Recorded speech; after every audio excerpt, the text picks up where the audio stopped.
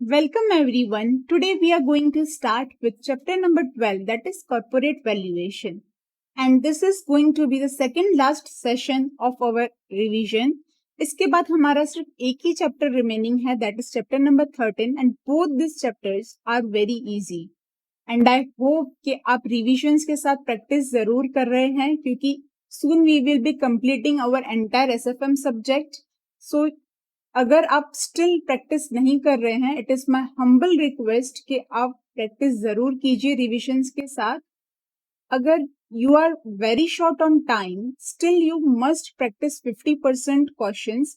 50% questions को आप return practice करके देखें एंड 50% क्वेश्चंस को आप कैलसी पे सॉल्व करके देख सकते हैं.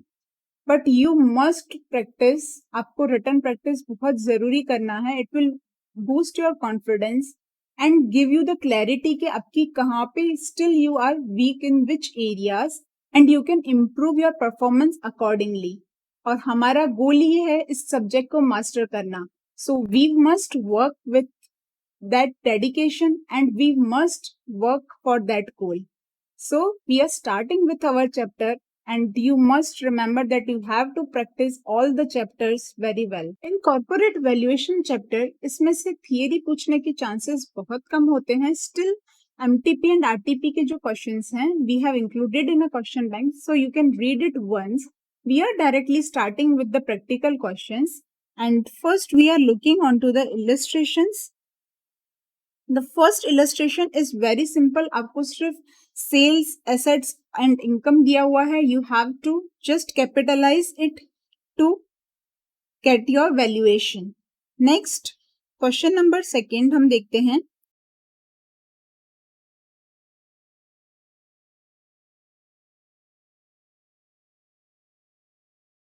That is illustration second.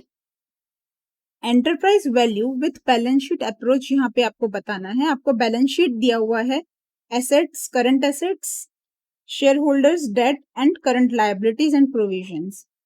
Shares are actively traded at the current market price, that is 12 per share.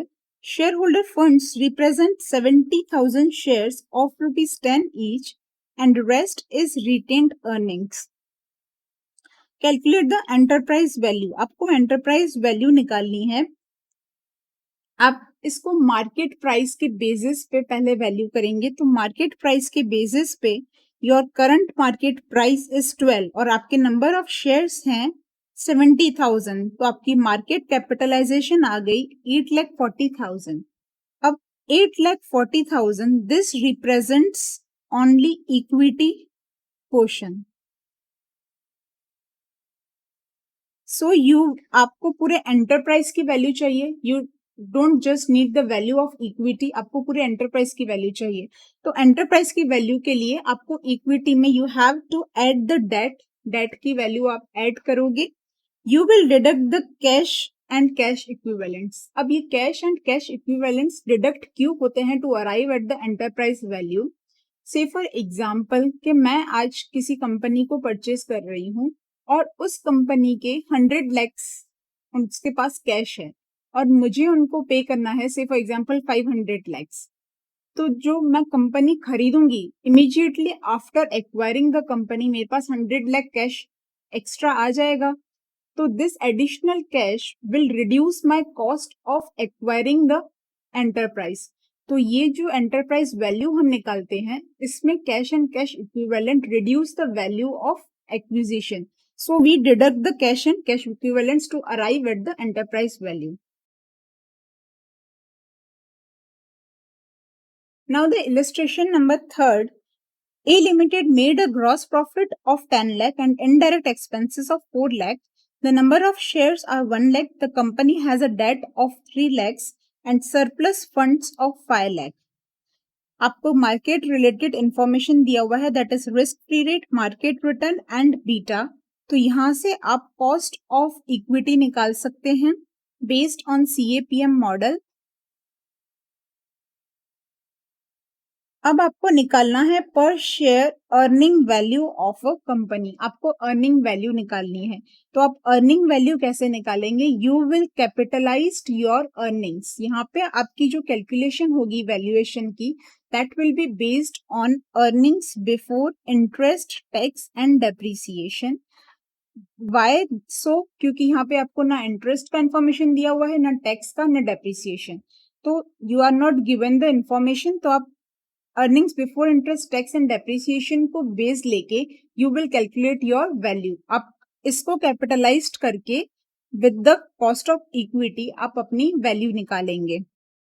So you will calculate the cost of equity and आपका अर्निंग्स क्या होगा? Gross profit minus expenses will be your earnings, and to get your earning value you will be capitalizing this earnings at the rate of cost of capital। तो आपकी capitalized value आ गई earnings की।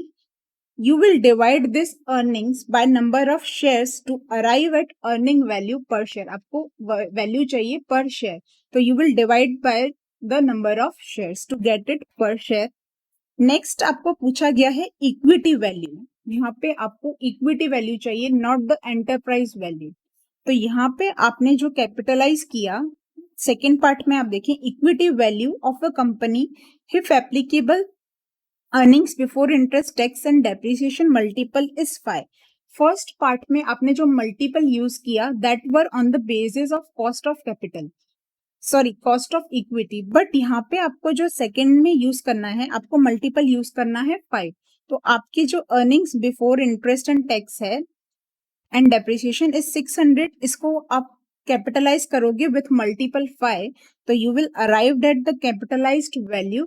अब ये जो capitalised value है ये तो पूरे एंटरप्राइज की है, इसमें सबकी अर्निंग्स आ गई, डेट की भी आ गई, जो आपके पास डेट है उनके रिलेटेड भी अर्निंग्स आ गई, इक्विटी की भी आ गई, सबकी अर्निंग्स आ गई, but you have to get the only equity value. तो इक्विटी वैल्यू के लिए आप क्या करेंगे? You will reduce the value of date.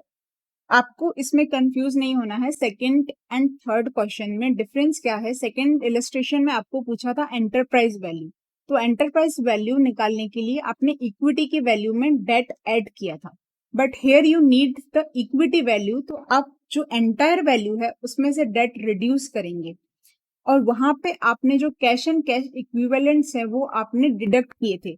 Hair you will add the surplus funds to arrive at the equity value. So this is very simple. आप second and third को साथ में करेंगे तो you will gain an idea क्या कहाँ पे क्या डिफरेंस है and you will calculate accordingly. Now the illustration number 4, there is a privately held company X Private Limited that is operating into the retail space and now scouting for angel investors. The details for valuing are as follows. The company has achieved break-even this year and has an earnings before interest, tax and depreciation of 90. The unleveraged beta based on industry which it operates is 1.8 and average debt to equity ratio is 40:60. The rate of return of risk free is 5% and enterprise value is taken at a multiple of 5 on earnings before interest, tax and depreciation. The accountant has informed that earnings before interest, tax and depreciation 90 includes extraordinary gain 10 and a potential write-off of a preliminary sales promotion cost of 20 are still pending. The internal assessment of rate of market return is 11%. आपको future cash flow दिया हुआ है for 3 years. Cost of debt आपको दिया हुआ है, pre-tax cost of debt and tax आपको दिया हुआ है. What is the potential value to be placed on X private limited? अब यहाँ पे जो आपकी वैल्यूएशन होगी, यहाँ पे आपको 2 क्राइटेरियाज दिए हुए हैं। फर्स्ट जो आपको एंटरप्राइज वैल्यू निकालनी है that is on the basis of earnings before interest, tax and depreciation and next is based on the future cash flow. अब फ्यूचर कैश फ्लोज को आप डिस्काउंट करोगे with the weighted average cost of capital. यहाँ पे आप date and equity दोनों है तो आप weighted average cost of capital निकालोगे and you will discount the cash flow with it to arrive at the value. But जो first part है that is based on earnings before interest tax and depreciation. इसमें आपको बताया गया है this 90 includes the extraordinary gain.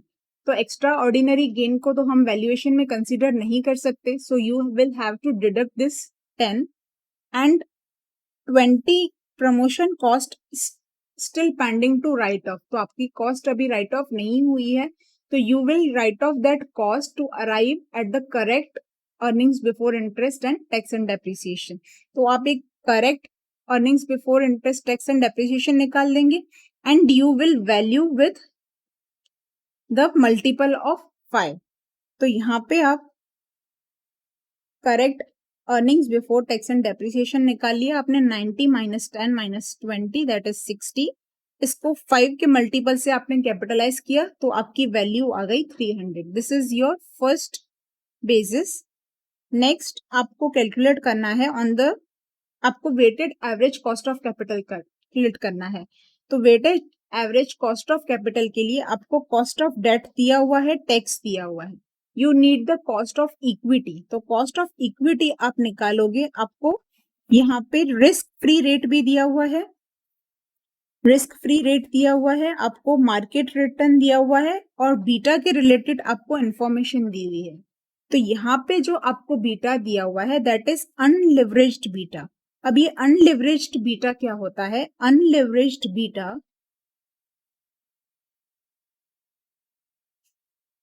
Not include date.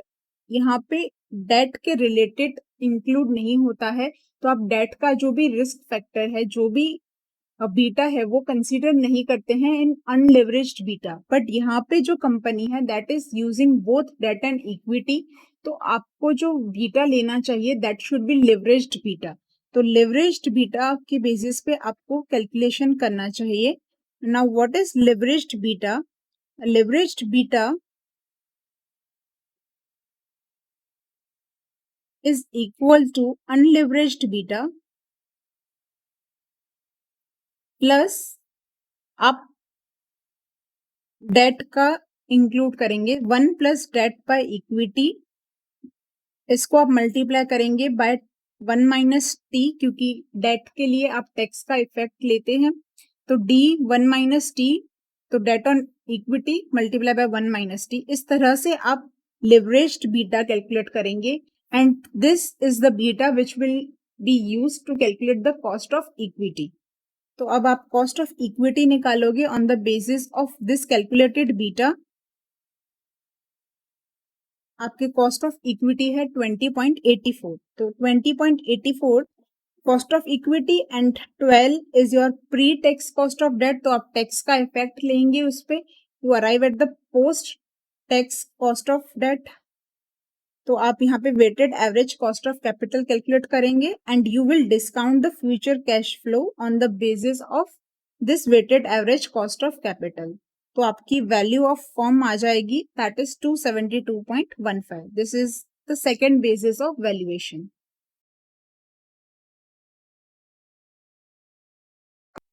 Now the next illustration number 5, यहाँ पे आपको कैलकुलेट करना है EVA that is economic value added. अब इसका कॉन्सेप्ट हम फॉर्मूला बुक से थोड़ा समझ लेते हैं, then we will come on to the question. तो ईवीए क्या होता है? That is economic value added.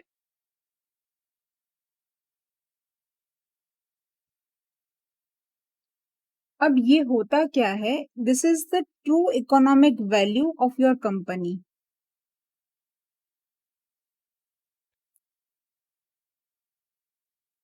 यहाँ पे आप जो कॉस्ट ऑफ कैपिटल होता है उसको आप रिड्यूस करते हैं from profits to arrive at the true profits. True profits के लिए आपको क्या करना होता है? Profits minus cost of capital आपको इन रुपीस आप कैलकुलेट करेंगे and you will deduct it. अब यहाँ पे जो प्रॉफिट्स होंगे वो आप पूरे प्रॉफिट्स लेंगे, पूरे कंपनी की जितने भी आपने इन्वेस्टमेंट की है उस पे जो पूरा प्रॉफिट आपने अर्न किया है that you will consider, but this profit must be adjusted for tax. तो यहाँ पे आपको प्रॉफिट आफ्टर टैक्स लेना है बट ओनली ऑपरेटिंग, तो इसको हम कहते हैं NOPAT that is operating profit after tax, net operating profit. तो यहाँ पे ये कैसे कैलकुलेट होता है, आपकी earnings before interest tax and इसको हम सिर्फ एडजस्ट करते हैं फॉर टैक्स। आप इसमें इंटरेस्ट रिड्यूस नहीं करेंगे, आप सिर्फ टैक्स का एडजस्टमेंट करेंगे and this will be your profit. But यहाँ पे आपको जो भी नॉन कैश एक्सपेंसेस हैं you will add to arrive at true profit. True profit के लिए आपको non cash expenses add back करने पड़ेंगे। आपकी earnings before interest and tax you will deduct the tax from it and add the non cash, this will be your true net operating profit after tax. तो यहाँ पे आपका जो profit consider होता है that is net operating profit after tax. Next, cost of capital आप कैसे calculate करेंगे, यू विल इन्वेस्टेड जो आपका कैपिटल है उस पे आप अप्लाई करेंगे weighted average cost of capital. This will be your cost of capital in rupees. Okay, तो इस तरह से आप प्रॉफिट में से ये रिड्यूस करेंगे and you will arrive at the economic value added. तो first step will be your to calculate the net operating profit after tax. Next आपको कैलकुलेट करना है इन्वेस्टेड कैपिटल। अब इन्वेस्टेड कैपिटल क्या होगा आपका, your total assets minus non interest bearing liabilities. अब ये नॉन इंटरेस्ट बियरिंग लायबिलिटीज क्या है, that is current liabilities, but you have to add back the non cash adjustment. अगर कुछ आपने किया है एसेट्स में नॉन कैश एडजस्टमेंट्स तो आपको उनको एड बैक करना पड़ेगा। Next you have to calculate the weighted average cost of capital. अब आप कैपिटल चार्ज निकाल देंगे। What is capital charge, invested capital multiply by weighted average cost of capital. तो आप दिस प्रॉफिट में से आप ये कैपिटल चार्ज रिड्यूस करेंगे to arrive at the economic value added. Compute EVA with the following information. आपको profit and loss information दिया हुआ है, revenue, cost, selling admin expenses, आपको दिया हुआ है earnings before interest and tax. ये आप लेंगे फॉर कैलकुलेशन। इसमें से आप टैक्स रिड्यूस करेंगे and you will adjust any non cash expenses. Next आपको बैलेंस शीट में आपको टोटल एसेट्स कंसीडर करना है and you have to consider the current liabilities. Assume bad debts provisions of 20 lakh is included in SGA and same amount is reduced from trade receivables in current assets। तो ये है आपका non cash expense, that is non cash adjustment. तो आप इसको add करोगे in profit जो आप कैलकुलेट करोगे and in the capital also. Assuming the pre-tax cost of debt is 12%, tax rate आपको दिया हुआ है एंड कॉस्ट ऑफ इक्विटी दिया हुआ है। तो this will be used in weighted average cost of capital. तो सबसे पहले आप profit net operating profit after tax निकालेंगे। तो earnings before interest and tax minus tax plus expenses, non cash expenses को आप एड बैक करेंगे। So this is your net operating profit after tax. Next आप कैपिटल निकाल लेंगे। तो capital will be total assets minus the current liabilities, that is 900 plus आप add करेंगे non cash adjustment that is 20। तो आपका capital आ गया 920। Now you will calculate the weighted average cost of capital. तो आपकी weighted average cost of capital आप निकाल लोगे, दैट इज वेरी सिंपल। आपको cost of equity multiply by the weight of equity। तो equity divided by total capital, this is weight of equity, plus cost of debt 1 minus t multiply by weight of debt। तो debt divided by total capital। Okay, this will be your weighted average cost of capital। Now अब आप capital charge calculate कर लोगे, invested capital multiply by weighted average cost of capital. तो आपका आ गया that is 77.65। तो आपका इकोनॉमिक वैल्यू एडेड क्या होगा, 307 minus 77.65 that is 229.35।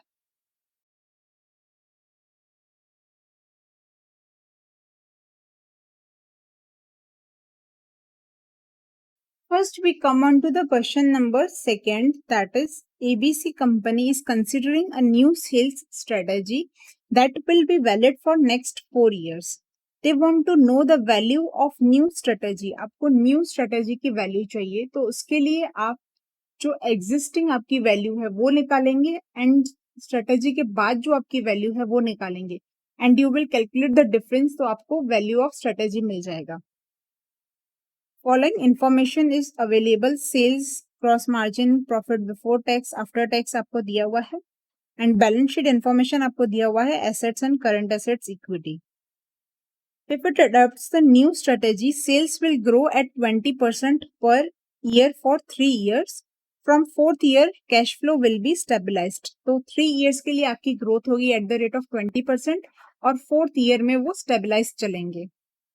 Gross margin ratio, asset turnover ratio, capital structure and income tax rate will remain unchanged. तो ये सारी informations जो है वो आप calculate कर सकते हो for the remaining years.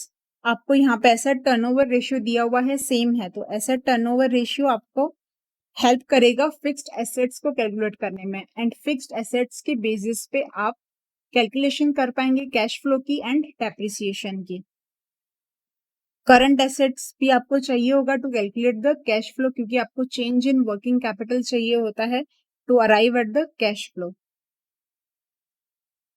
Depreciation would be 10% of net fixed assets at the beginning of the year. Beginning में जितने आपके पास assets हैं उसका 10% will be your depreciation. Targeted rate of return is 15%. तो आपका जो cash flow निकलेगा उसको आप capitalize करोगे, उसको आप discounting करोगे with the 15%, तो that will be your value of the enterprise.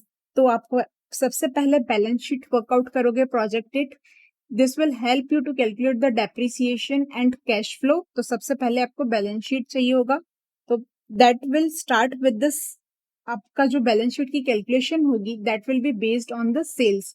तो सेल्स पहले आप 20,000 थी, 20% ग्रोथ 24,000, हर एक ईयर में 20% ग्रोथ होगी up to third year and after third year it will stabilise. तो इसके आप बेसिस पे आप फिक्स्ड एसेट्स कैलकुलेट करेंगे। आप देखिए यहाँ पे आपके जो फिक्स्ड एसेट्स हैं दैट इज 8,000 और सेल्स है 20,000, सो दिस इज 40% और करंट एसेट्स जो हैं दैट इज 20%। तो आप 40% और 20% फिक्स्ड एसेट्स और करंट एसेट्स कैलकुलेट कर लेंगे, this is your total assets और टोटल इक्विटी आपको मिल जाएगा। Now you will calculate the cash flows. अब कैश फ्लोस के लिए सेल्स आपने ले लिया, then you will calculate profit before tax and after tax. Next आपका होगा डेप्रिसिएशन। डेप्रिसिएशन आप कैसे कैलकुलेट करेंगे, जो fix assets at the beginning है उसका आप 10% लेंगे। तो at the beginning of first year कितना था 8,000, तो 8,000 का आप 10% लेंगे। यहाँ पे आप सेकेंड ईयर के जो फिक्स एसेट्स हैं दैट इज द ईयर, जो फर्स्ट ईयर के एंडिंग एसेट्स हैं that will be the assets at the beginning of second year. तो सेकेंड ईयर के बिगनिंग पे एसेट्स कौन से होंगे, ये इसका 10% depreciation for second year, similarly for third and fourth year. Now you will add the, अब जो फिक्स्ड एसेट्स में एडिशन हुआ है उसको रिड्यूस करोगे। रिड्यूस क्यों करोगे, to arrive at the cash flow, क्योंकि जो आपके फिक्स एसेट्स इंक्रीज हुए हैं that will reduce your cash. तो यहाँ पे आपके जितने एडिशंस हुए हैं वो आप कैलकुलेट कर लोगे। तो एडिशंस कैसे कैलकुलेट करोगे, आपकी जो एंडिंग वैल्यू है दैट इज 9,600 माइनस डेप्रिसिएशन, ये आपकी एंडिंग वैल्यू है और आपकी ओपनिंग वैल्यू क्या थी 8,000, तो आपको यहाँ पे एडिशन मिल जाएगा कितना है। तो इस तरह से आप सारे ईयर्स का एडिशन कैलकुलेट कर लोगे and you will reduce this to arrive at the cash flow, और डेप्रिसिएशन को आप ऐड करोगे क्योंकि this is the non cash expense. Next आपको जो cash that is sorry working capital में जो चेंज है उसको आपको कंसिडर करना है to arrive at cash flow. तो यहाँ पे आपके करंट एसेट्स इंक्रीज हो रहे हैं, तो increase in current assets will reduce the cash. तो यहाँ पे आपका करंट एसेट्स आपके इंक्रीज हो रहे हैं तो you will deduct this amount to arrive at the cash flow. तो यहाँ से आपने कैश फ्लो निकाल लिए, अब आप इसको डिस्काउंटिंग करोगे at the rate of 15% to arrive at the value. अब आपकी यहाँ पे वैल्यू आ जाएगी। 4th ईयर के बाद कैश फ्लो स्टेबलाइज हो जाते हैं तो आपको टर्मिनल वैल्यू कैलकुलेट करनी पड़ेगी। रिमेंबर दैट कि आपको टर्मिनल वैल्यू कैलकुलेट करना है फॉर द 4th ईयर। अब आप कैलकुलेट कर लोगे कि आपकी स्ट्रेटेजी के पहले क्या वैल्यूएशन थी। तो स्ट्रेटेजी के पहले आपका कैश फ्लो कितना था वो आप निकाल लोगे यहाँ पे कि यहाँ पे आपका स्ट्रेटेजी के पहले कैश फ्लो था 1400। ओके, तो 1400 को आप कैपिटलाइज करोगे एट द रेट ऑफ 15% तो आपको वैल्यू आ जाएगी। This is pre strategy value and this is post strategy value. तो आप देखो यहाँ पे वैल्यू रिड्यूस हो रही है, तो आपकी जो स्ट्रेटेजी है दैट इज नॉट एडवाइसेबल, क्योंकि that is not financially viable. उससे आपको कोई प्रॉफिट्स नहीं होंगे बल्कि आपको लॉसेस होंगे उससे। Now question number 3rd, following information are available in respect of XYZ Limited, which is expected to grow at a higher rate for 4 years and after which growth rate will be stabilized at a lower level। तो यहाँ पे आपको 4 years के लिए आप grow करोगे at higher level और उसके बाद आपकी जो ग्रोथ है वो स्टेबलाइज हो जाएगी एट अ लोअर लेवल। तो पहले आप 4 years के लिए सेपरेट कैलकुलेशन करोगे and then you will calculate the terminal value after 4 year। आपको बेस ईयर इंफॉर्मेशन दिया हुआ है। इंफॉर्मेशन दिया हुआ है हाई ग्रोथ और स्टेबल ग्रोथ के लिए। ग्रोथ होगा हाई ग्रोथ में 20% का और स्टेबल में 10% का revenue and EBIT. Next, capital expenditure और डेप्रिसिएशन इंक्रीज होगा 20% से in high growth and stable growth में वो ऑफसेट करेंगे ईच अदर को। रिस्क फ्री रेट आपको दिया हुआ है 10% and 9% equity beta market risk premium, pre tax cost of debt and equity ratio. अब यहां से आपको weighted average cost of capital मिल जाएगा। तो weighted average cost of capital आपको मिल जाएगा, वो 4 इयर्स के लिए डिफरेंट होगा एंड आफ्टर 4 इयर्स डिफरेंट होगा। तो जो आप टर्मिनल वैल्यू कैलकुलेट करोगे उसमें आप जो इंफॉर्मेशन लोगे, जो कॉस्ट ऑफ कैपिटल लोगे, वो that will be based on this information. For all time working capital is 25% of revenue। तो working capital आपका है 25% of revenue। आपका revenue है 2000 तो उसका 25% will be your working capital। तो 2000 का आप 25% करोगे that is 500। अब ये 500 का 20% इंक्रीज होगा वर्किंग कैपिटल एवरी ईयर। तो आप जो इंक्रीज होगा वर्किंग कैपिटल में वो आपको मिल जाएगा, that will B 100। Corporate tax rate आपको दिया हुआ है 30%। तो आप पहले कॉस्ट ऑफ कैपिटल निकाल लोगे हाई ग्रोथ में और स्टेबल ग्रोथ में। तो हाई ग्रोथ में 13% एंड स्टेबल में 12%। नेक्स्ट, आप फ्री कैश फ्लो निकालोगे। अब फ्री कैश फ्लो के लिए आपने रेवेन्यू देख लिया, बेस ईयर का रेवेन्यू था 2000 में आप 20% ऐड करोगे फॉर 4th ईयर एंड उसके बाद आप इंक्रीज करोगे 10%। सिमिलरली ईबीआईटी भी आप ऐसे ही कैलकुलेट कर लोगे, then you will calculate profit after tax. अब उसमें आप कैपिटल एक्सपेंडिचर जो इंक्रीज हो रहा है एवरी ईयर वो रिड्यूस करोगे। क्यों? क्योंकि this will reduce the cash flow. अब आपका कैपिटल एक्सपेंडिचर जो है वो यहाँ पे आपका है 280 करोड़। तो 280 करोड़ से वो 20% आपका इंक्रीज हो जाएगा। ओके, तो 20% इंक्रीज होके कितना इंक्रीज होगा? यहाँ पे जो आप ये वैल्यूएशन ले रहे हैं, यहाँ पे आप ये सिर्फ इंक्रीमेंटल ले रहे हैं। आप टोटल वैल्यू भी ले सकते हैं, अल्टरनेटिव ऑप्शन आपको अवेलेबल है। इन दोनों में डिफरेंस क्या है? सिर्फ हम यहाँ पे इंक्रीमेंटल वैल्यू ले रहे हैं। इंक्रीमेंटल दैट इज कि जो आप 20% वैल्यू है वही सिर्फ ले रहे हैं। तो 280 का आप 20% देखोगे दैट विल बी 96। बट आप अल्टरनेटिव ऑप्शन में देखोगे तो capital expenditure is 336। That is total value expenditure की कितनी है वो आप कंसिडर कर रहे हो। This is relatively easy to understand, तो हम ये पहले समझ लेते हैं, तो ऊपर का आपको पहले बाद में समझ में आ जाएगा। तो कैपिटल एक्सपेंडिचर आपका कैलकुलेट हो जाएगा 20% इंक्रीज, और यहाँ पे ऑफसेट होगा, तो यहाँ पे आपको दिया हुआ नहीं है, तो जितना आपका डेप्रिसिएशन होगा उतना ही कैपिटल एक्सपेंडिचर होगा, क्योंकि in the after 4 years this is are offsetting each others. तो यहाँ पे आपका रेवेन्यू आफ्टर टैक्स डेप्रिसिएशन आप कैलकुलेट कर लोगे, डेप्रिसिएशन कितना आएगा यहाँ पे आप देखो, तो आपके डेप्रिसिएशन है 200 करोड़, 200 करोड़ है, उसका आप 20% इंक्रीज करोगे, 20% इंक्रीज होके आपका डेप्रिसिएशन होगा 240। यहाँ पे नेक्स्ट आप वर्किंग कैपिटल तो फर्स्ट ईयर में इंक्रीमेंट होगा 100, वो हमने यहाँ पे ऑलरेडी कैलकुलेट कर लिया, ये 100 हमने कैलकुलेट कर लिया।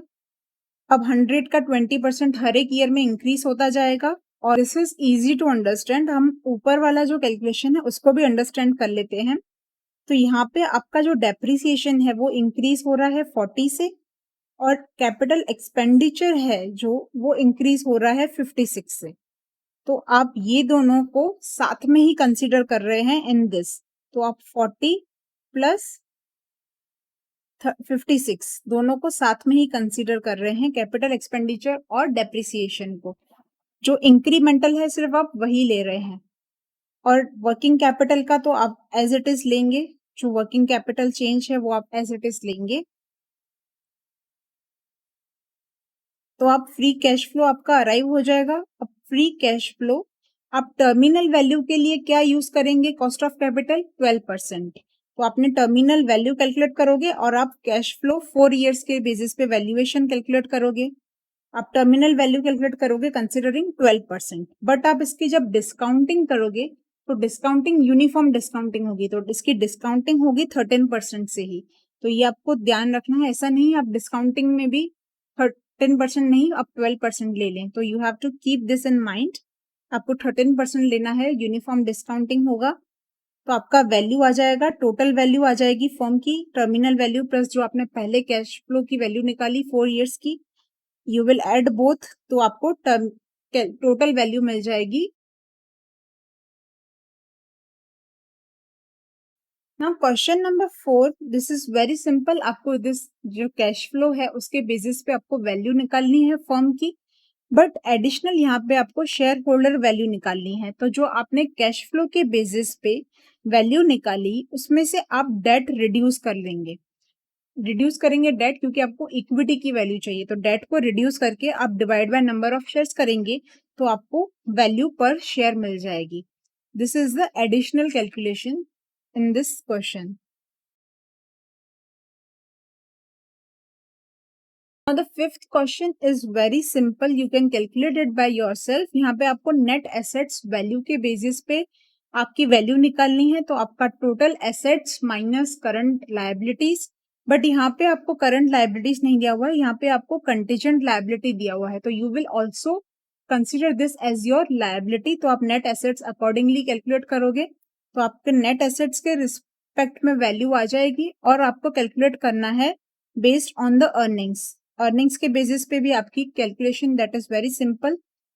और आपको फेयर वैल्यू कैलकुलेट करना है, फेयर वैल्यू के लिए आपको वेट्स दिए गए हैं, दोनों जो वैल्यूज हैं उनके वेट्स दिए हुए हैं, तो you will calculate the fair value accordingly. This is very simple, you will try it by yourself. Now the question number 6, यहाँ पे आपको एवरेज वैल्यूएशन निकालना है एंड अलोकेशन के basis. AB Limited is planning to acquire and absorb running business of XY Limited. Valuation is based on the recommendation of merchant banker and consideration is to be discharged in the form of equity shares. उनको equity shares में payment करोगे। As on 31st 3/2006, the paid capital of AB consists of 80 lakh shares of 10 each. The highest and lowest market quotations during the 6 months were, for the purpose of exchange, the price per share is to be reckoned as the average of highest and lowest market price. तो आपको जो market price लेनी है that will be average of both this highest and lowest. XY का आपको balance sheet दिया हुआ है।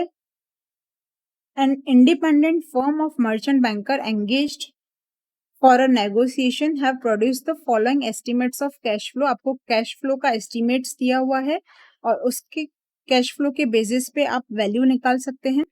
It is recommendation that value on the basis of average of discounted cash flow at the rate of 8% और net asset value। इन दोनों को आपको average valuation निकालना चाहिए और उसके अकॉर्डिंग आप उनको पेमेंट करेंगे। तो पहले आप कैश फ्लो के बेसिस पे निकाल लेंगे। कैश फ्लो आपको दिया हुआ है, 8% डिस्काउंटिंग फैक्टर आपको दिया हुआ है, तो कैश फ्लो के बेसिस पे आपकी वैल्यू आ जाएगी। नेट एसेट्स आपको दिए हुए हैं, आपके टोटल एसेट्स हैं आपके पास, तो यू विल कैलकुलेट। अब आपकी एवरेज प्राइस है 500 और आपके फ्यूचर कैश फ्लो के बेसिस पे आपकी वैल्यू आ गई। नेट एसेट्स आपके हैं 350, उसमें से आप रिड्यूस करेंगे, दिस लोन्स आप रिड्यूस करोगे तो आपको वैल्यू मिल जाएगी नेट। तो नेट एसेट्स आपके आ गए, उसके बेसिस पे आपने वैल्यू निकाल ली, दैट इज 250। तो इन दोनों का आप एवरेज लोगे to arrive at your valuation. This is the valuation. अब ये वैल्यूएशन है तो इनके रिलेटेड उनको शेयर्स देने पड़ेंगे, बट वो शेयर्स की उनकी प्राइस कितनी है 500। तो आप डिवाइड कर लोगे तो आपको नंबर ऑफ शेयर्स मिल जाएंगे। जितनी आपको अमाउंट देनी है डिवाइडेड बाय वैल्यू ऑफ पर शेयर, तो आपको नंबर ऑफ शेयर्स मिल जाएंगे। अब ये है नंबर ऑफ शेयर्स, बट यहाँ पे आप देखो XY जो बैलेंस शीट है उनकी, उनमें है उनके equity shares 10 each fully paid up and 10 lakh equity shares 5 paid up. तो फुली पेड अप शेयर और पार्टली पेड अप शेयर्स हैं, तो उनको अलग अलग शेयर्स देने पड़ेंगे। तो आपका जो पेयर बेसिस आपको कैलकुलेट करना पड़ेगा। तो बेसिस ऑफ अलोकेशन कैसे होगा, ये जो शेयर्स हैं दिस इज फॉर बोथ, तो आप इक्विवेलेंट शेयर्स निकाल लेंगे। तो यहाँ पे आप इक्विवेलेंट निकालें अगर, तो यहाँ पे आपके 20 लाख शेयर्स हैं और यहाँ पे आपके 10 लाख हैं partly paid up, half paid up हैं, तो आपके इक्विवेलेंट शेयर्स कितने आ जाएंगे 5 लाख आ जाएंगे। तो आपके टोटल शेयर्स कितने हैं 25 लाख। तो आप कौन से रेशियो में देंगे 20:5 के रेशियो में आप ये नंबर ऑफ शेयर्स डिस्ट्रीब्यूट करेंगे। ओके तो आप ये नंबर ऑफ शेयर्स डिस्ट्रीब्यूट करोगे 20:25 के रेशियो में। नाउ क्वेश्चन नंबर 7, यहाँ पे आपको वैल्यू निकालना है based on future maintainable profits. Eagle Limited reported a profit of 77 lakh after 30% tax. An analysis of an accounts revealed that income included extraordinary items of 8 lakhs and extraordinary loss of 10 lakhs. तो इन दोनों का आप impact दोगे in this profit to calculate the future maintainable profit. The existing operation except for extraordinary items are expected to continue in future. In addition, the results of the launch of a new product are expected to be as follows. ये तो आपके profits होंगे ही होंगे, but आप additional new product भी launch कर रहे हैं तो उनके भी प्रॉफिट्स आपको होंगे। तो this will be also calculated in a valuation, क्योंकि आपको ये प्रॉफिट्स भी आगे मिलते जाएंगे। Calculate the value of a business given that capitalization rate is 14%। तो आप पहले कैलकुलेट कर लोगे profit after profit before tax, आप कैलकुलेट कर लोगे पहले, उसमें आप एक्स्ट्रा ऑर्डिनरी इनकम जो है वो लेस करोगे, एक्स्ट्रा ऑर्डिनरी लॉस ऐड करोगे, तो आपकी टोटल इनकम आ जाएगी बिफोर टैक्स। टैक्स क्योंकि आप बाद में कैलकुलेट करोगे after calculating the total profit. अब आप प्रॉफिट कैलकुलेट करोगे न्यू प्रोडक्ट का, तो आपके न्यू प्रोडक्ट का प्रॉफिट है 28, यू विल ऐड बोथ, तो आपका टोटल प्रॉफिट है 140। रिड्यूस द टैक्स, तो आपका फ्यूचर मेंटेनेबल प्रॉफिट आ जाएगा। इसको आप कैपिटलाइजेशन करके वैल्यू ऑफ बिजनेस निकाल देंगे। नेक्स्ट पार्ट में आपको क्या पूछा है, डिटरमाइन द मार्केट प्राइस पर equity share with eagle limited share capital being comprised of 1 lakh 13% preference shares 100 each and 50 lakh equity shares of 10 each and the PE ratio being 10 times। तो यहाँ पे आपको PE रेशियो दिया हुआ है और आपको अगर यहाँ पे कैलकुलेट करना है फ्यूचर मेंटेनेबल प्रॉफिट में से आप डिविडेंड लेस कर लोगे, तो ये आपको अर्निंग्स फॉर इक्विटी आ जाएगा divided by number of shares, तो आपको EPS मिल जाएगा। अब ईपीएस को आप मल्टीप्लाई बाय करोगे पीई रेशियो तो आपको मार्केट प्राइस मिल जाएगा। नाउ द क्वेश्चन नंबर 8, इसको आप थोड़ा सा ध्यान से करोगे। The valuation of Hansel limited has been done by investment analysis based on expected free cash flow 54 lakhs and expected growth rate 9%. Value of Hansel Limited is 1800 lakh. However, he has committed a mistake of using the book value weights. उसने जो weights लिए हैं वो book value के ले लिए हैं, उसको लेने चाहिए मार्केट वैल्यू वेट्स। तो उसने जो कॉस्ट ऑफ कैपिटल कैलकुलेट किया है that is based on the book values. Book value weights are unknown, आपको पता नहीं है उसने क्या वेट्स लिए हैं, but you are known that cost of equity is 20% and post cost of debt is 10%, sorry. तो यहाँ पे आपको cost of equity और debt दिया हुआ है, तो यहाँ से ये जो इन्फॉर्मेशन है इससे आपको कॉस्ट ऑफ कैपिटल मिल जाएगा जो उसने कंसीडर किया है। तो उस कॉस्ट ऑफ कैपिटल को कंसीडर करके आप जो वेट्स हैं वो कैलकुलेट कर सकते हैं। The value of equity is thrice its book value, जो मार्केट वैल्यू ऑफ इक्विटी है वो बुक वैल्यू के 3 टाइम्स है, and market value of debt is 9/10 of its book value. तो आपको करेक्ट वैल्यू कैलकुलेट करना है। तो सबसे पहले आप कॉस्ट ऑफ कैपिटल निकाल लेंगे, आपको 1800 वैल्यू दिया हुआ है, कैश फ्लो दिया हुआ है, ग्रोथ दिया हुआ है, तो आप कॉस्ट ऑफ कैपिटल निकाल लेंगे दैट इज 12%। अब कॉस्ट ऑफ डेट है 20%। सपोज उसने कंसीडर किया है कि डेट है एक्स, एक्स डेट का लिया है, तो इक्विटी कितना होगा 1 माइनस एक्स। तो ये उनके वेट्स हैं, तो यहां से आपको वेट्स मिल जाएगा डेट 80% एंड इक्विटी 20%। तो यहां से आपको ये वैल्यू मिल गई बुक वैल्यूज। अब आप मार्केट वैल्यू निकालोगे तो इक्विटी की कितनी है 3 टाइम्स द बुक वैल्यू, तो 20 मल्टीप्लाई बाय 3 दिस इज 60%। और डेट का कितना है 9/10, तो आपका 80% का 9/10 आप करोगे तो आपका 72% आ गया। तो करेक्ट वेट क्या होना चाहिए 60 for equity and 72 for debt. तो आपका करेक्ट वेट से आप अपना कॉस्ट ऑफ कैपिटल निकाल लोगे और अब इस कॉस्ट ऑफ कैपिटल के बेसिस पे आप करेक्ट वैल्यू ऑफ फर्म्स निकाल लोगे।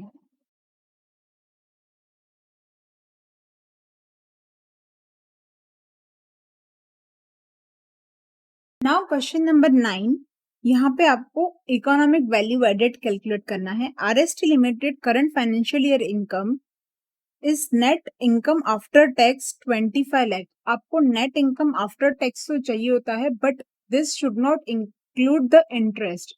तो यहाँ पे जो इंटरेस्ट है वो आपको एड बैक करना पड़ेगा क्योंकि आपको डायरेक्टली प्रॉफिट आफ्टर टैक्स दिया हुआ है। The applicable corporate tax rate is 30%। Debt आपको दिया हुआ है 40 लाख 11%। इक्विटी दिया हुआ है कितना है, तो टोटल कैपिटल आपको मिल जाएगा।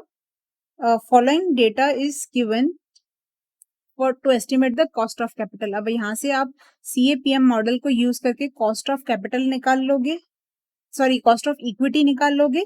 Then you will calculate the weighted average cost of capital. Weighted average cost of capital के लिए पहले आपने कॉस्ट ऑफ इक्विटी निकाल लिया और कॉस्ट ऑफ डेट क्या होगा, जो pre tax cost of debt है उसको आप टैक्स का इफेक्ट दोगे, this will be your post tax cost of debt. तो आप दोनों की कॉस्ट आपको मिल गई। आपको वेट्स पता है, यहाँ से आपको वेट्स मिल जाएंगे।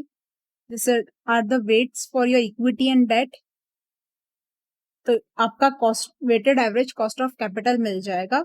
अब आपको कैलकुलेट करना है net operating profit after tax.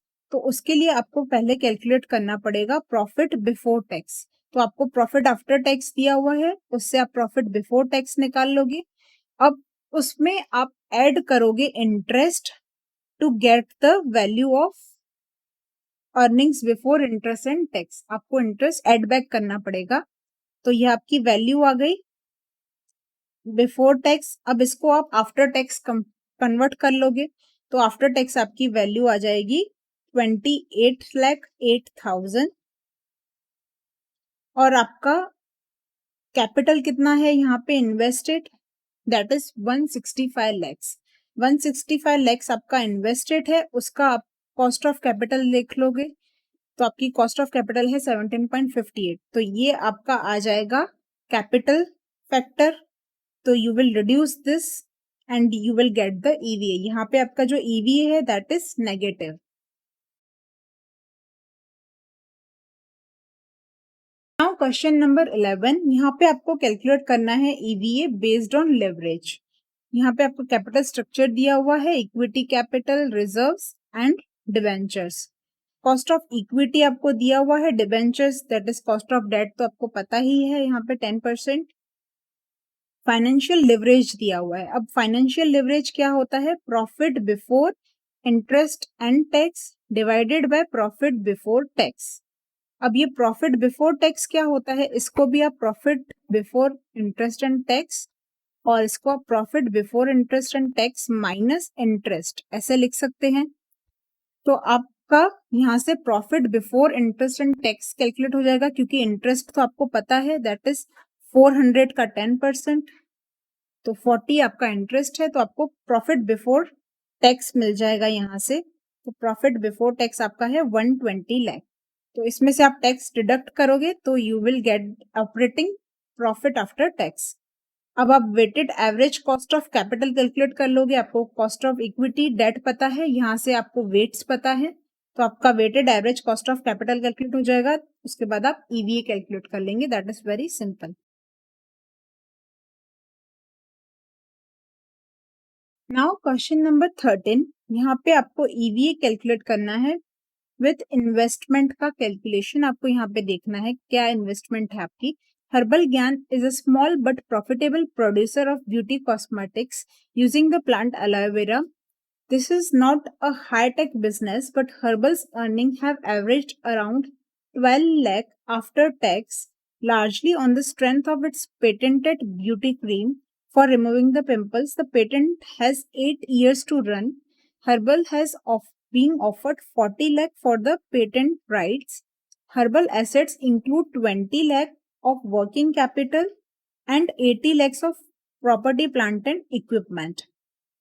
Patent is not shown in Herbal's books. Suppose the Herbal's cost of capital is 15%, what is economic value added?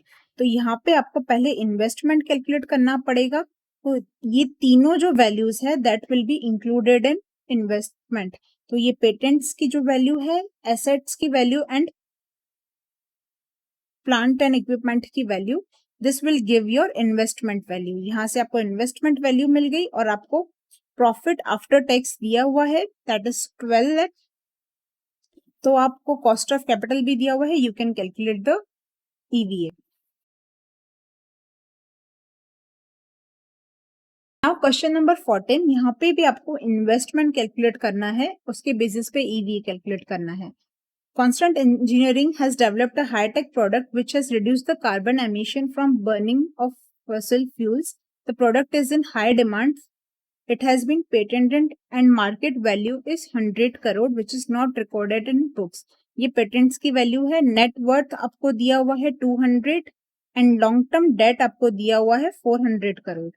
The product generates a revenue of 84 crores.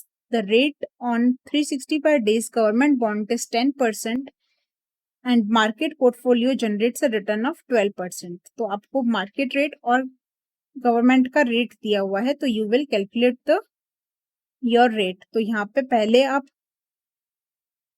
ये जो 12 है इसको आप consider करोगे cost of equity and this is cost of debt. तो इसके basis पे आप weighted average cost of capital निकालोगे। सबसे पहले आप इन्वेस्टमेंट निकालोगे, तो इन्वेस्टमेंट तीनों इंक्लूड करेगा, नेटवर्थ, डेट एंड पेटेंट। तीनों आपकी इन्वेस्टमेंट कॉस्ट है। दिस इज 700 आपका इन्वेस्टमेंट आ गया। Weighted average cost of capital आपको मिल जाएगा, so you can calculate the EVA easily. Now question number 15, यहाँ पे आपको ईवीए कैलकुलेट करना है एंड एमवीए। एमवीए क्या होता है? Market value added.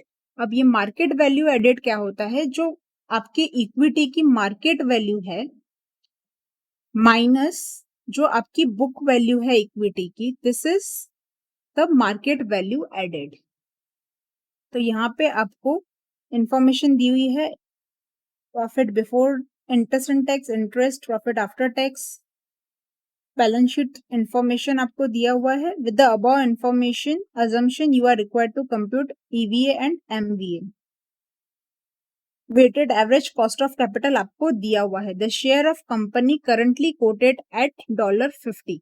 यहाँ पे आपको $50 वैल्यू है आपके शेयर की, तो नंबर ऑफ शेयर से आप मल्टीप्लाई करोगे तो आपकी मार्केट वैल्यू मिल जाएगी. और आपकी बुक वैल्यू क्या है इक्विटी की, वो आप कंसिडर कर लोगे.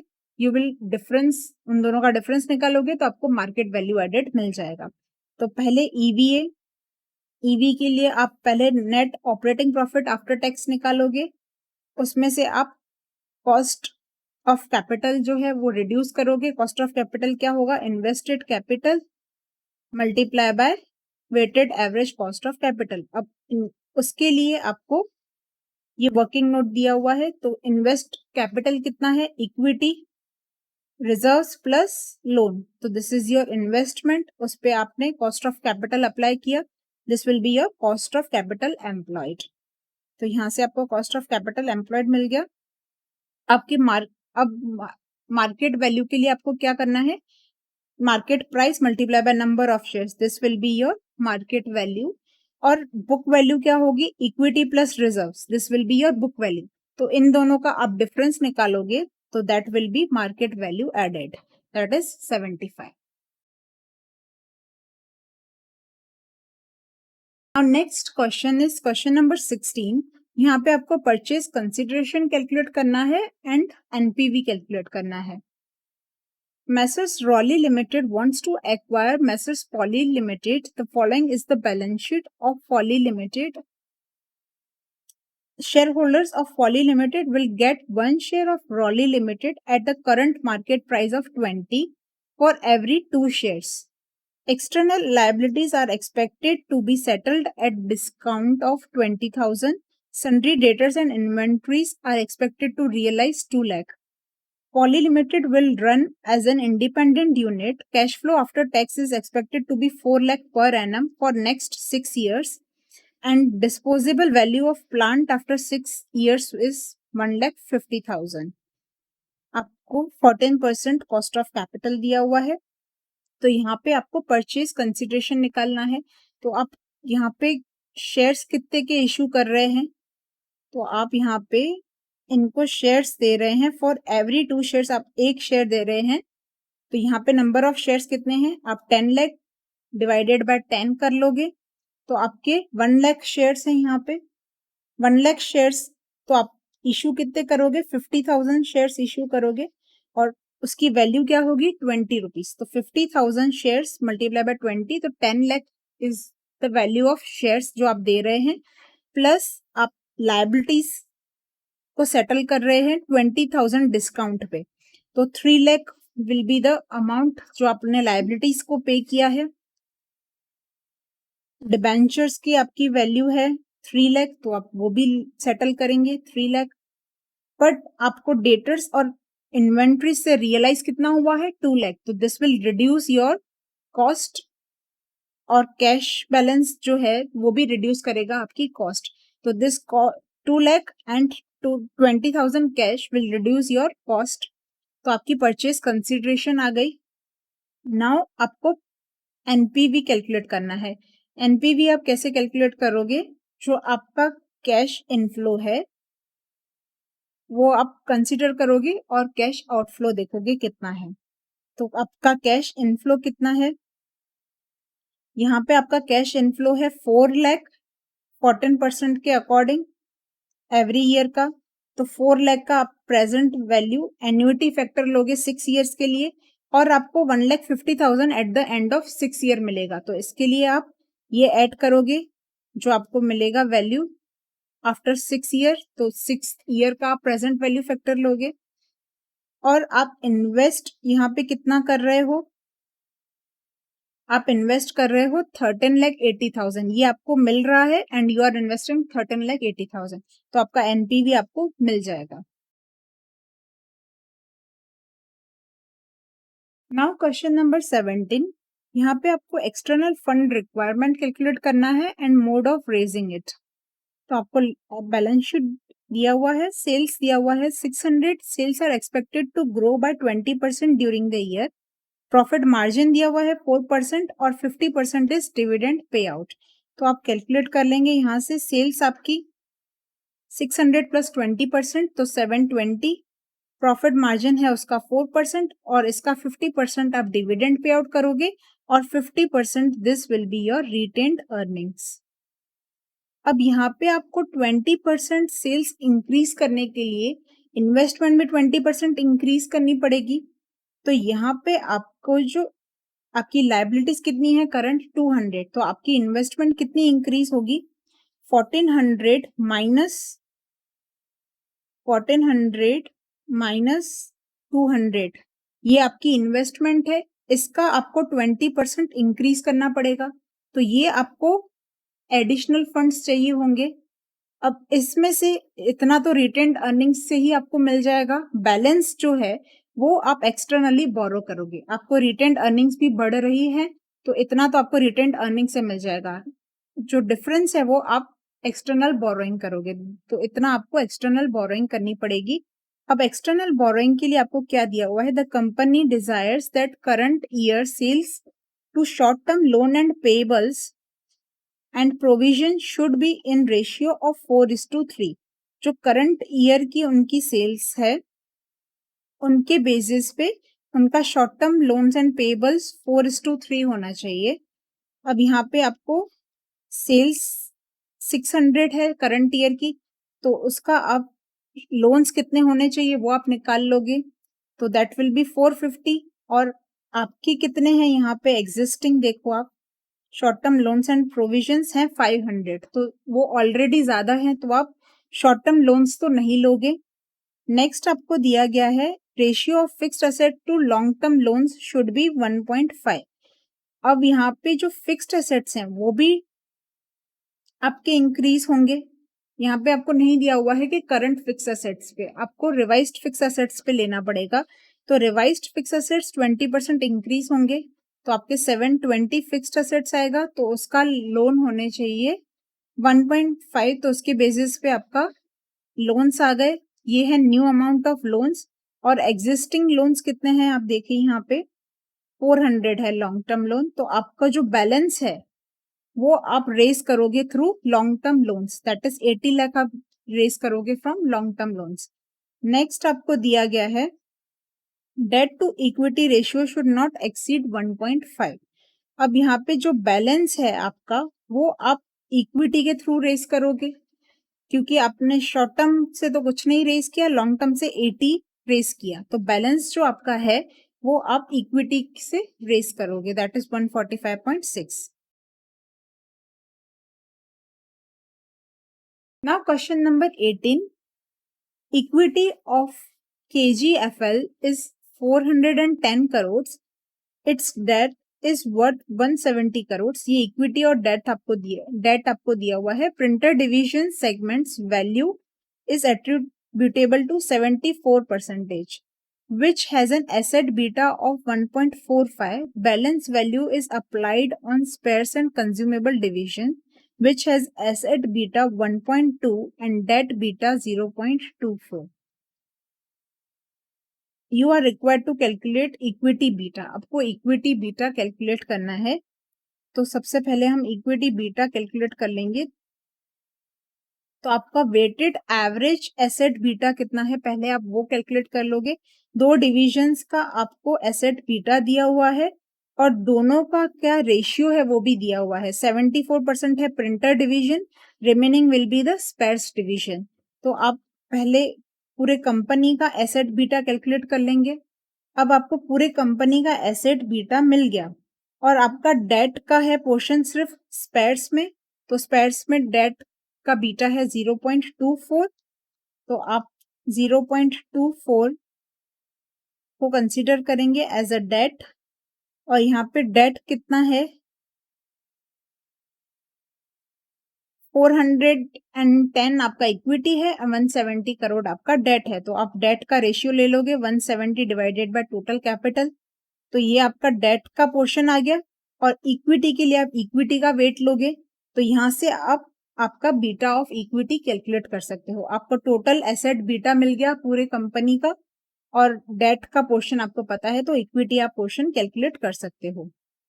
नेक्स्ट क्या पूछा है आपको, ascertain equity beta if KGF limited decided to change its debt equity position by raising further debt and buying back of equity to have its debt equity ratio at 1.9, assuming that present debt beta is 0.35 and any further raised debt have a beta of 0.4।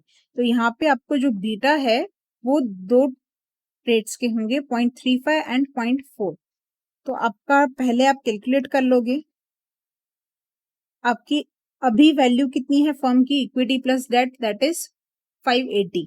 तो इससे आप desired date निकाल लोगे, तो आपका desired date आ रहा है 380 करोड़ और एग्जिस्टिंग डेट है 170। तो आप बैलेंस 210 आप रेज करोगे थ्रू डेट, और आपका जो डेट है दैट शुड बी 380।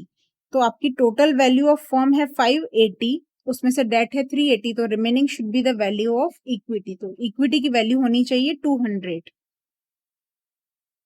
अब यहाँ पे आप वेटेड एवरेज बीटा कैलकुलेट करना है। तो एक होगा इक्विटी का पोर्शन, एक फर्स्ट डेट और एक होगा सेकंड डेट। तो जो आपने ये एडिशनल डेट रेस किया है वो होगा, उसका बीटा होगा 0.4, बट जो आपका एग्जिस्टिंग डेट है ये इसका होगा 0.35, इसका होगा 0.4। तो इस तरह से आप कंसीडर कर लोगे बीटा, और आपने इन्वेस्टमेंट आपको अगर तो वेट्स मिल जाएंगे, और इक्विटी का बीटा आपको नहीं पता है यहाँ पे, तो आप एवरेज बीटा यहाँ पे निकाल लोगे, इक्विटी के बीटा को आप एक्स कंसीडर करोगे, तो ये आपका टोटल एवरेज मिल गया। और एवरेज आपको एसेट का बीटा तो पता है, दैट इज 1.385। तो यहाँ से आपको इक्विटी का बीटा भी मिल जाएगा। सो दिस इज वेरी सिंपल। आपको रीस्ट्रक्चरिंग जब आप कर रहे हो तो आपको फिर से इक्विटी बीटा कैलकुलेट करना पड़ेगा एज पर revised values. Now question number 20, this is very simple. इसमें आपको कंपनी का वैल्यूएशन करना है बेस्ड ऑन सिमिलर कंपनीज जो हैं उनके डेटा को यूज करके। तो यहाँ पे SK and AS similar companies हैं और आपको वैल्यूएशन करना है एक्सवाई लिमिटेड का। तो जो आप एसके और एएस है इन दोनों के वैल्यूएशंस को आप एवरेज करोगे और उसको आप यूज करोगे फॉर एक्सवाई लिमिटेड। तो यहाँ पे आपको मार्केट टू बुक वैल्यू आप निकाल लोगे, इस तरह से आप सारे रेशियोज निकाल लोगे तो आपको एवरेज रेशियो मिल जाएंगे। एवरेज रेशियो को आप अप्लाई करोगे to the value of X Y limited, तो आपको न्यू वैल्यूज मिल जाएगी एक्स वाई लिमिटेड की, उससे आपको न्यू वैल्यू मिल जाएगी for X Y limited based on the comparable companies. तो यहाँ पे ये हमारा चैप्टर एंड होता है, एंड इसके बाद हम last chapter that is chapter number 13 करेंगे, and that will be our last revision session. उसके बाद हमारा एसएफएम रिवीजन एंटायरली कंप्लीट हो जाएगा, and you should must practice this all chapters very well. Enjoy your learning. Have a good day and thank you everyone.